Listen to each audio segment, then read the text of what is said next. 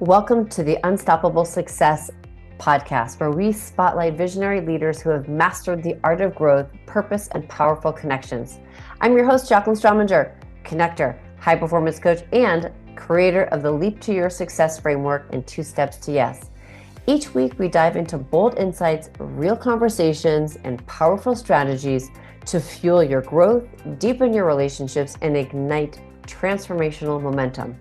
And why? Because you were meant to be unstoppable.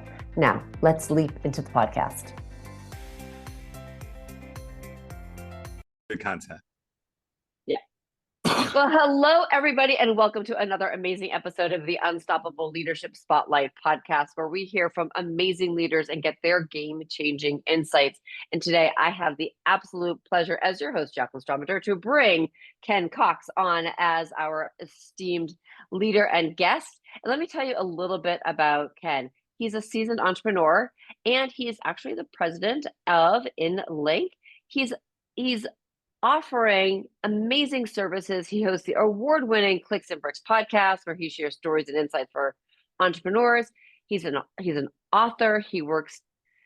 His works include Reclaim Sobriety, a guide to overcoming addiction, and Ken's ventures include leadership roles in multiple companies like Box STL and Vendor Review. And his mission is to create value-driven solutions while inspiring resilience and innovation in the business community. So welcome, Ken, to the podcast. I am so glad to have you on as a guest.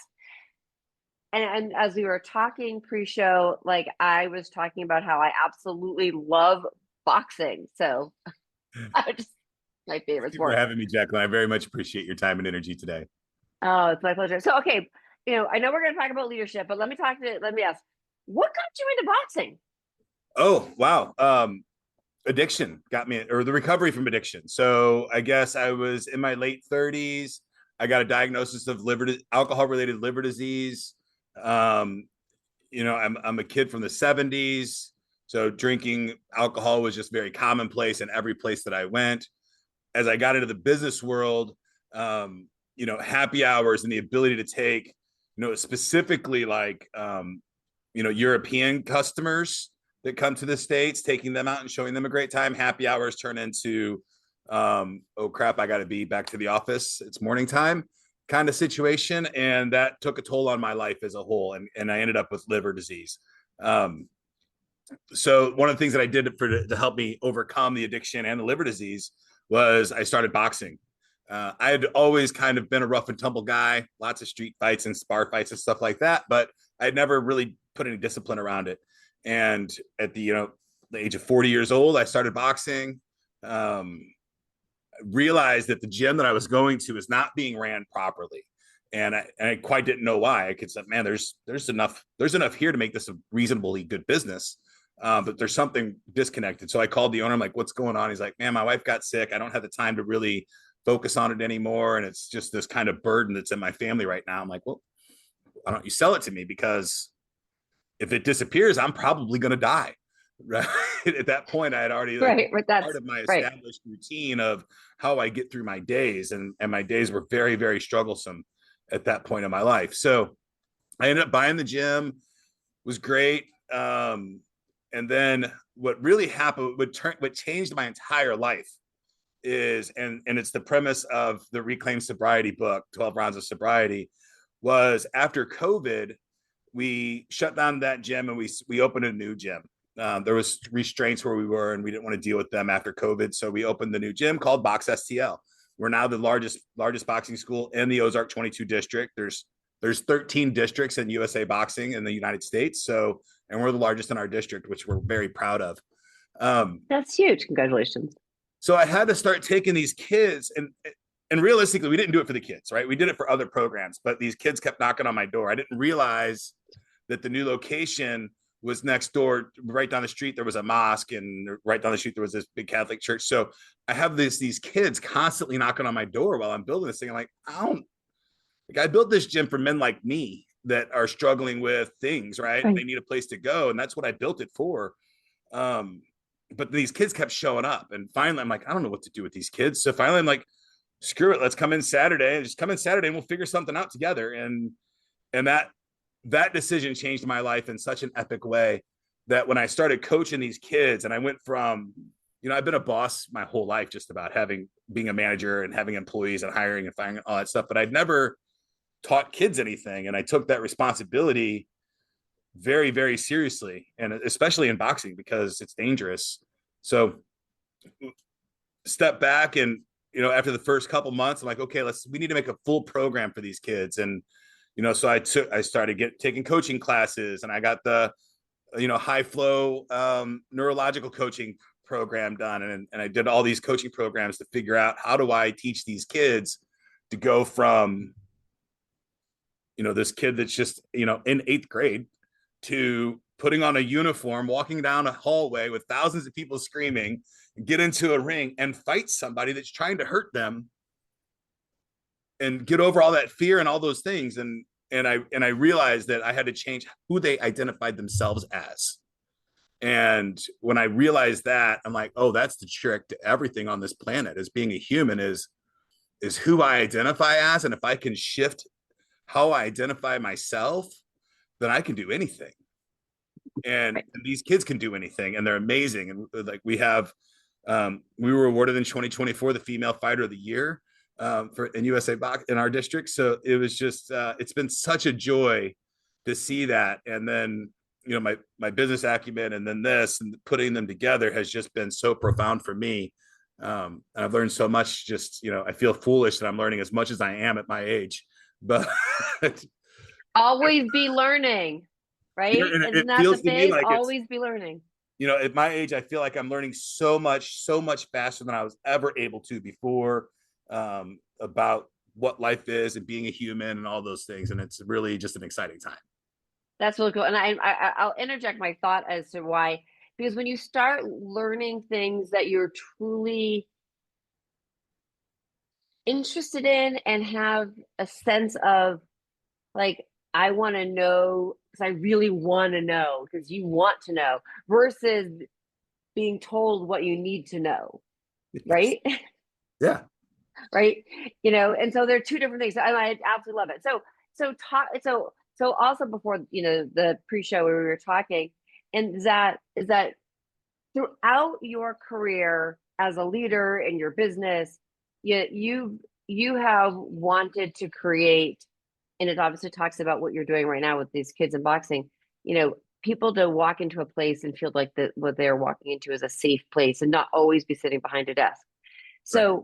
Talk to me a little bit about that, what you've done well in that now, to like almost like where you started, as you shared, like maybe you didn't do it always as well as you wanted to, but had this idea about doing it. So walk me through that journey, and also share with us, how does boxing play into that? Well, I'll start with my why. That's so important to me. I grew up, I was born Kenny Schneider. I was adopted at the age of 13, turned to Kenny Cox. Was consistently in trouble. Right after the adoption, I got in a lot of trouble, and that they lost custody of me until the age of 18. I got to live there, but I didn't ever have a safe place to go when I was a kid. It just didn't exist for me. So, and I didn't realize that. But the safe places that I found, I started working at the age of 12 of this restaurant, or 11, busting tables, right? And the owner kind of would take us under his wing and teach us, how to deal with money, and how to make sure that you didn't have all your money in one place. He taught us about bank accounts and all these things at 11, right? And this is just a business owner that owns a restaurant in town that's helping out the local kids. And wow. Then my local pizza joint, I'd go there, and that's how I started my first company. It was vending machines. The owner of that business really took me under his wing and taught me a lot about spirituality and religion and those kinds of things. And there was a slot card track that I would go to a lot, and he would teach me how to solder for the other guys in the shop, so I could solder and make some money and then do some other stuff. So what I realized is Main Street America, it was my safe place as a kid. And when I started a boxing gym, when I started boxing, I wanted to compete in Golden Gloves, and I did twice. I've got one championship, and I got to the championship, but I lost. I lost once, and I won once, so it's good. But And I would go to these boxing gyms to work out and train, and I'd go to all these other boxing gyms, and whoo, that's some dangerous stuff. If you're going, especially a guy my size, not really, I mean, I've been boxing now for a long time. I'm much better than I was then. But I wouldn't call myself good. I'm a great coach, but I'm not a great boxer. Uh, and it's not a safe place. The boxing gyms in general, for a person walking in, is not a safe place. Um, and I wanted to create that. And when the kids started showing up, I'm like, oh, I really have to make sure that this is a safe place for them to openly communicate to me, regardless of what it is, right? For them to have a place to go when there's no place else to go for them. So that became wildly powerful for me. Outside of that, I've got my own neurological disorders that I've dealt with my entire life. I was a member of the special school district all the way until like 8th or 9th grade. And my son's nonverbal. And at Hosterian or Inlink, we really like to hire people that are on the spectrum because they enjoy to sit and play with the computers and do those kinds of things. It becomes a challenge with talking on the phone sometimes, but we can train them to do that. And it's been wildly gratifying to do that as well. So those are just a couple places where, I think that I'm striving in creating safe places for people to do and exist and just be and do the things that they like to do, because that's so important to me, is doing the things that you want to do and having that opportunity in life. I love what you're sharing, and some of the things that really kind of come out. It's like, safe place isn't also just safe place physically. It's a safe place to have your voice, and I think that's actually like an interest, like that was kind of resonating in my brain, is that will also be able to create a place where, you can walk in, whether it's the pizza place, a boxing gym, or a corporate boardroom, and know that you're not going to get ridiculed or in trouble or whatever the icky behavior is to the leader, for opening up your mouth and sharing your opinion and giving people that courage to speak. Yes. And it's important. Like, we need to hear everybody's opinions. Right. Not all the time. Like, sometimes you're in the middle of a project and then, if what's already planned is planned and you execute on that. So that's not a time for opinions, but having a forum, a place that they can open up and talk about, hey, I should have said something to that last maintenance window, but I didn't, for this reason, and that's respected. Let us get through the thing. But in IT, it's way harder than boxing, because boxing is always just real time. In IT, it's way more challenging, because there are specific ways to do things. It's not objective a lot of times, and it's more challenging in IT than it is in boxing, for sure. Well, right. Well, also, like in IT, there is a specific way, for example, like to code, right? I mean, there's a different way to, there's different ways to do it, but it has to be standardized within that business unit, right? Exactly. Right. You can't have this person using this language and this person using this language. It's communication is the keynote to success, and if you're using two different communication methods, then it falls apart really quickly. Right, and that's a huge thing, and so I love what you're doing. So talk to us about and creating that space for kids, because I do believe that helps provide confidence, yes, at a young age. And I think that's something that so many, like, I know myself, that was something that I struggled with deeply as a kid, teenager, young adult. So the first thing I do in both scenarios, at the corporate world, I call it my SMAC, systematic, methodical, and consistent rule set for the business. If you ever have a question about how I should act in any scenario, your SMAC should tell you how to do that. If it's not already a standard operating procedure, then I can fall back on that. In boxing and everywhere else in life, I call it my core values, right? And we go over those and we reiterate them on a regular basis. And it's way more fun in boxing, right? So core values, but SMAC is a great name. I love it. Yeah, I think it comes from not American. I think it comes from Southwest Airlines when they were redoing their entire mechanism. I think that's what I read. I know they used that that terminology. And it was basically like, we have fun flights, we don't assign seats, those kinds of high level consistent rules that's what they're always going to fall back for. And what I didn't know, and I don't know how many people on the planet don't know this, and I didn't, I feel so foolish, that living a life, just a human life, without a set of core values, will flounder you forever. You won't know what direction to go into. And whenever you set those core values, deviating from them is painful. And how you set them is that you just write down what you want, and then you reiterate them every single day and become part of them, and embody those values and act like them every day. And it becomes a really, really, really powerful tool. I think it's the most powerful tool of any mindset tool on the out, personally. I would 100% agree with you. And I also 100% agree that so many people do not realize that. And I talk to people a lot about creating that personal statement that decide like how you want to be.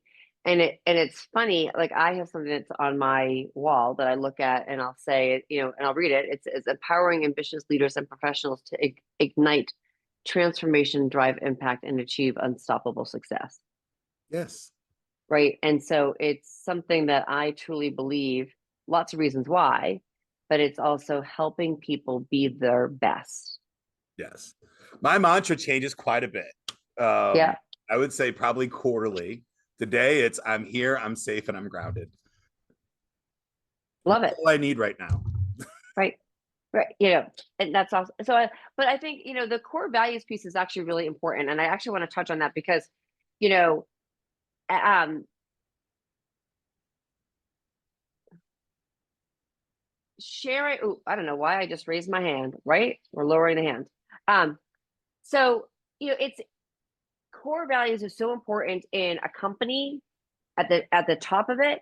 It's core values for a team, Yes. core values for the each person. So I would love for you to share, like how do you think that plays out in all those different places, corporate, team, person? I think when you set it as part of in the business, it's your job as the owner to set those core values, hands down.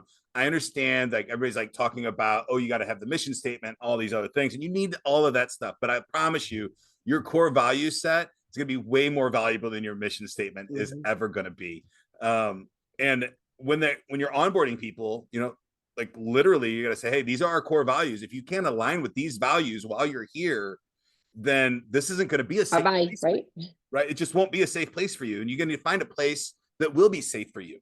But these are our values, right? We work hard, we play hard, we do not shy away from hard tasks, those kinds of things. If we see paper on the floor, we pick it up, right? Like those are just kind of stuff that we do. And if you can't embody these values, then this is not the place for you, and that's okay, right? Knowing that you're not the place for everybody is really, really important as well. And then when you see somebody deviating from the core values of your company, and this was the hardest thing for me to do, is you have to let them go quickly. Maybe one say, hey man, you're really not aligning with our values of the company. I understand where you're coming from, and this is you probably already know, but these are the things that we need to work on.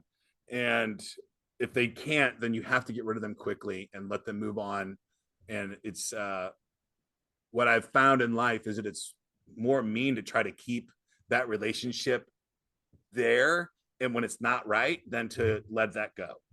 And it's a hard thing to do, and nobody likes firing anybody, but it's I've never fired anybody in my life, and I've let go of a lot of people that didn't end up in a better position for them afterwards. And I think what you just said is they ended up in a better position For them. for them, Not a right? more pay, For not them, a higher it's not paying, about you, right? Right. I mean, I think one of the key things that we have to look at as leaders, and listeners, I really want you to. This is a really important, game-changing insight. Number one, knowing your core values of your company is so important. And remember that the people that are in your tribe, which I call your employees, because I hate the word employees, your tribe of people that are working with you need to embody the core values that you have. And if they don't, yes, let them go quickly. Yes. And you know what's going to end up happening? They will, and I will take it one step. Let them go. And if you can, refer them to somebody. If you think they're a good person, you might say I might say, oh my God, Ken, you know what? You are an awesome person. But as you can tell, we think that maybe there's a misalignment in your values with our company. But I think that you're a great human. I want to refer you to a friend of mine at company, blah, blah, blah, blah, blah, because I think that you align more with that company. Unless the person is an absolute like horror, but most people aren't. Right. And if they are not guided or they are not the best employee, many times it's because they're not acting at a place or in a place where the core values are aligned and Correct. they don't feel in alignment. Yeah. It's exhausting being somebody that you're not. It's the Right. most exhausting task a human can do. And to ask people to do that for 8 to 12 hours a day, I you know, I mean, you can talk about the value of a human and your pay does not equal your value as a human, but at the end of the day, there's no value, monetary value, that can keep me from being somebody that I'm not for 8 to 12 hours a day. That would, Right. it just doesn't exist. Right. And there's so many things that get stifled in there. And we want to, and the key thing about leadership is the word lead. And in order to lead people to become better than they are today, to something greater, and to lead your company to greatness, we have to be in a alignment. And if we're not, then we need to find move the path differently for And that when you get it, person. doesn't matter how big or small the team is. When you get alignment, things start flowing. Yes. They flow very, very well, very, very smoothly. And then you talk to your team and you scratch your head and like, wow, last time we did this was really challenging. And what's different? Like, oh, this person's not on the team. Like, oh, okay. That makes sense. And it is a really beautiful thing when your entire team is aligned and all moving forward in a common goal. And it's just yeah, it's neat. That is really neat. That is really neat. Okay, so I see, we were talking a little and you shared a little bit about this, but I'm really curious. So talk to us about what your new venture is Inlink.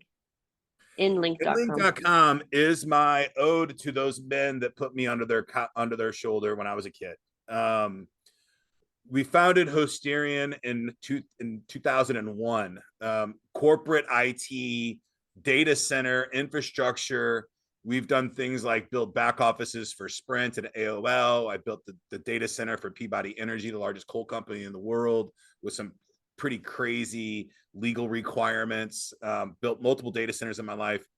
Um, today I service customers from the local yoga studio all the way to the largest companies on the planet, and I really like that. And now, because I service some of the largest companies on the planet, I have lots and lots of resources. And with the invention, or the not the invention of AI, but the catapulting of AI over the past 3 years, had me step back a little bit. I went to MIT through their AI program, and I really wanted to do something in the AI space.